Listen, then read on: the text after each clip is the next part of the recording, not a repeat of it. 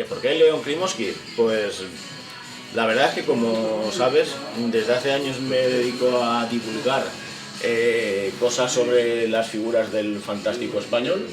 y cuando sacamos el libro de Aure, que por cierto Klimovsky siempre tenía muy buenas palabras para él, porque decía que de todos los realizadores de aquella época que hacían este tipo de cine, el que él encontraba que era más capaz de, por su sensibilidad y su forma de ser y demás historias, de hacer películas de estas características, era Carlos Saura. Pero luego sabemos cómo acabó Carlos Saura dirigiendo otro cine diferente al que en principio se podría decir que estaba destinado, ¿no? De hecho, ahora trabajo como auxiliar de dirección y en el libro aparecen varias películas de Klimovsky, y en la mítica La noche de Walpurgis, la sombra que se ve en la pared caracterizada como el diablo era la sombra del propio Auret disfrazado para dar esa imagen que nos muestra en la pantalla del Señor de las Tinieblas. Y cuando salió el libro de Auret, como te decía, un amigo de Barcelona, otro escritor que igual conoce Sebastián, que es Fernando Gómez Hernández, me sugirió la idea. Dice: oye, pues de Klimovsky no ha escrito nadie nada, ¿no? Y digo: pues mira, sí, es una buena apuesta trabajar sobre Leon Klimovsky. La dificultad de Leon Klimovsky estribaba en conseguir toda la obra que hizo en Argentina antes de venir aquí a España, y eso es lo que hizo que el proceso fuera tan largo al intentar obtener todo ese material cinematográfico y poderlo visualizar, porque hay muchos autores que escriben libros de directores de cine sin haber visto sus películas, incluso algunas simplemente copiando referencias que han leído en otros trabajos previos, o viendo las películas de mala manera en copias pirata o en pases televisivos de esos ya extemporáneos. Y la verdad es que el libro, pues como todo lo que nos dedicamos a esto, tenemos siempre varios proyectos al mismo tiempo, pues va trabajándose a salto de mata, y eso es por lo que ha tardado tanto en salir el libro, porque el libro de Carlos Saura es del 14, la idea surgió a lo mejor posiblemente en el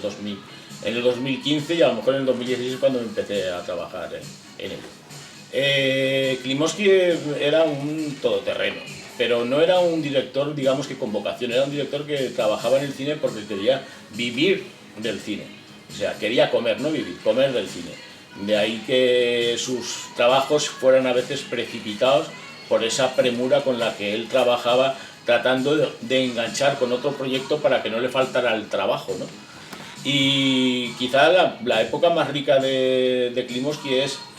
su etapa temprana en Argentina. Bueno, él en realidad era odontólogo, proviene de una familia con inquietudes políticas, lo que quizá luego hizo que durante la etapa en Argentina tuviera que venirse aquí a España. Tiene un hermano, bueno, que también murió, o sea, tenía un hermano que era un matemático y un filósofo muy importante, que se llama Grigori Klimovsky, porque sus padres eran de origen ruso, de ahí el apellido. Y él, esas inquietudes artísticas que tenía, a pesar de haber estudiado odontología, le llevaron primero a la música, porque era un melómano y un disc jockey increíble, y fue representante artístico de varios grupos musicales de aquellos años, de los años 40 y 50 en Argentina, hasta que se empezó a asociar con la intelectualidad bonaerense, de la que formaba parte incluso Jorge Luis Borges, y empezó a entrar dentro del mundo del cine, viendo películas clásicas de la historia del cine, sobre todo los grandes clásicos del cine mudo como El acorazado Potemkin y todo este tipo de obras, y fue uno de los pioneros en formar los primeros cineclubs que se formaron allí en Argentina, que fueron los primeros cenáculos culturales de toda una generación de directores que luego empezaron a trabajar en el cine. Él, las inquietudes le llevaban por otro camino, y empezó como adaptador y como guionista, porque era un tipo muy inteligente y que tenía muchos conocimientos de literatura, y todos sus primeros trabajos en el cine allí en Argentina están enfocados a ese tipo de historias. Luego, cuando ya se le dio la alternativa para convertirse en realizador, sus primeras películas allí en Argentina fueron todas adaptaciones de grandes clásicos de la literatura, incluso de aventuras de Dumas, de Paul Féval, Enrique de la Gardere,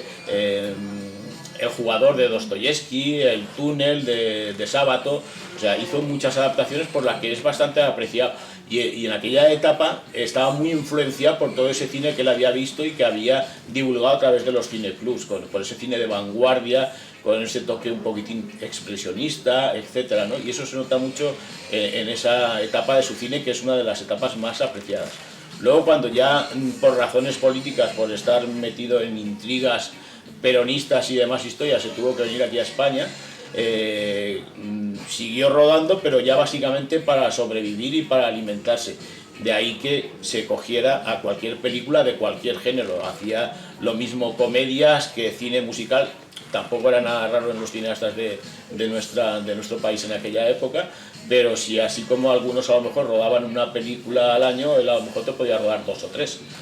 Hasta que conoció en los años 70 a Paul Naschy, del que se hizo muy gran amigo, y con el que, digamos, se forma la otra gran etapa de Klimovsky como realizador, que son sus años de oro, sus años dorados, que es el cine fantástico.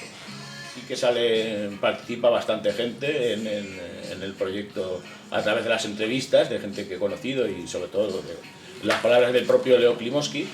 Pero la única que me supo mal no poder conseguir hablar con ella fue con Emma Cohen, que a través de Sara Mora conseguí contactar con ella, pero estaba recluida en su casa, que estaba muy enferma del cáncer terminal que ella tenía, y no fue posible porque cuando ya estábamos a punto de poder mantener una conversación, falleció. Ahora mismo estoy en una etapa en mi vida que, como he probado,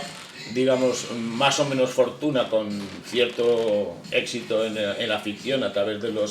las antologías de relatos que sacamos en las oficinas fantásticas, de La huella de Drácula, La huella de Frankenstein, etcétera, etcétera.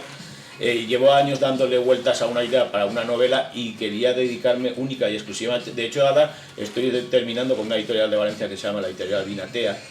un libro que se llama Lo que nutre las sombras, que son relatos ambientados en cementerios de la Comunidad Valenciana, que toca todos los géneros, humor negro, ciencia ficción, terror, pero siempre utilizando como referencia un caso real que ha aparecido en la prensa de la provincia,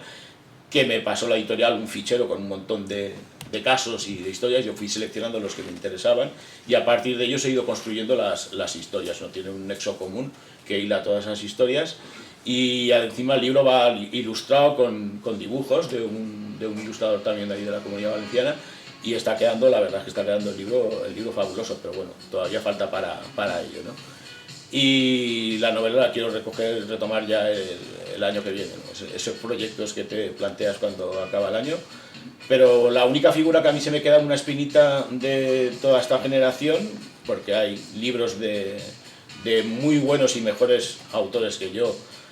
sobre Eugenio Martín, Jesús Franco y tal, creo que es Amando de Osorio. De Amando de Osorio hay una pequeña publicación que sacaron en Galicia, ¿no? La Cinemateca de ahí gallega. Hubo un proyecto de nuestro amigo David Sariñena,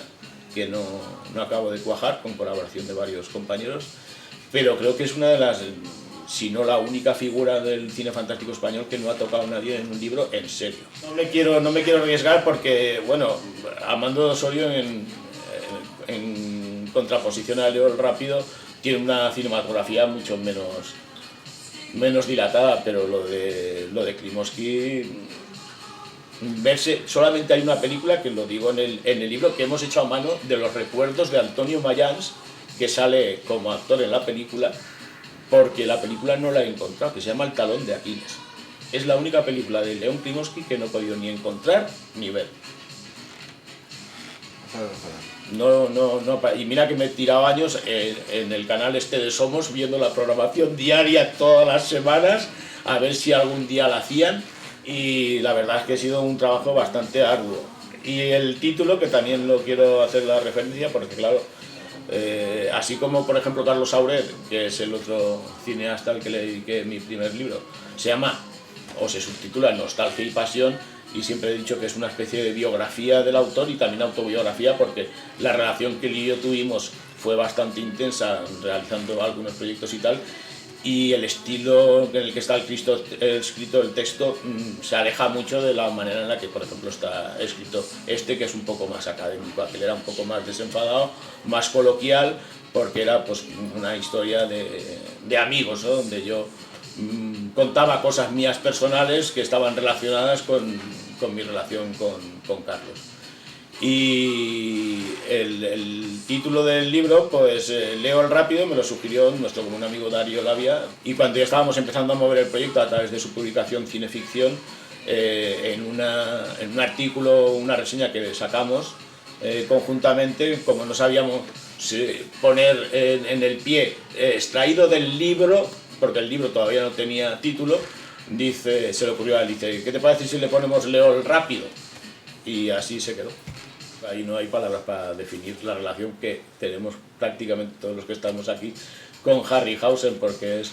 prácticamente nuestra infancia, nuestra niñez, ¿no? A distinta etapa, porque algunos somos más mayores que otros, pero yo creo que es un cine que nos ha marcado, pues, o sea, la magia de este tipo de cintas. Y recuerdo que la entrevista que yo le hice a Harryhausen, que fue cuando se había estrenado hacía poco, por ejemplo, la de Parque Jurásico, él en principio estaba en contra de esa tecnología porque consideraba que causaba más fascinación la magia de ver al muñeco articulado que al que creara esa sensación de realismo tan brutal que creaban los efectos digitalizados, ¿no? Yo ahí te pondría un ejemplo, por ejemplo, cuando desde el punto de vista en el que nosotros veíamos este tipo de cintas cuando éramos críos. Cuando mi hijo era pequeño, le puse una vez la película de King Kong, que bueno, es de Willis O'Brien, pero la relación de Willis O'Brien y Harryhausen está ahí, y el niño se quedó fascinado con la película. El caso es que durante aquel día creo que vimos la película de King Kong 10 o 12 veces, y a la cuarta o la quinta vez que la veíamos, el niño se dio la vuelta y me dijo todo enfadado, dice, papá, es que siempre que veamos la película tiene que morir el gorila. O sea, esa sensación de irrealidad y de magia que te transmitían ese tipo de películas, que cuando las ves con otra edad no es la misma, ¿no? Yo creo que esa mirada que teníamos con ese tipo de cintas es imposible de capturar con el cine de ahora. Pues no, que estoy aquí como en casa, que yo creo que aquí ya me podríais poner me llevo viniendo desde el 2014, creo, ¿no? O del 2013 o del 12, por lo menos. 2012. Desde el 2012, 9 años. 9 años. Lo único que echo de menos es que no vemos cortometrajes como antes, cuando estábamos en el jurado, que nos poníamos a ver cortometrajes y teníamos que votar y cosas de estas.